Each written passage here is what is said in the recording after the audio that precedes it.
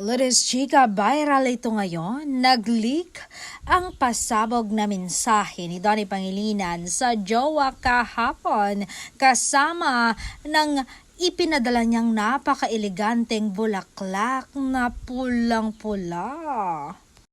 Na ang sabi, "My love, gusto ko lang ipaalala sa iyo na kahit anong mangyari, kahit gaano kahirap, mga pagsubok na dumating sa atin, hindi ako susuko sa atin.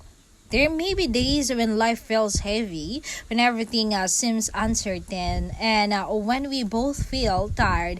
Pero sana tandaan mo na hindi mo kailangang harapin lahat ng mag-isa.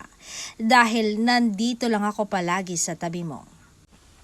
I promise to stay, to listen, to understand, and to love you even on the days when things aren't perfect. Hindi man natin kontrolado ang lahat ng nangyayari sa buhay natin, pero kontrolado natin kung paano natin pipiliin ang isa't isa araw-araw.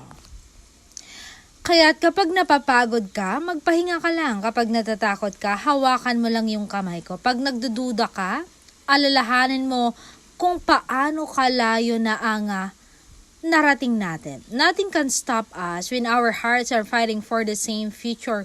Walang problema, walang distansya, walang pagsubok ang mas malakas kaysa sa dalawang taong parehong gustong manatili, hindi ba? So whenever life gets hard, remember this. I'm not going anywhere. I'm still here. I'm still choosing you, and I will continue choosing you every single day. Because no matter what happens, it's always you and me against the world.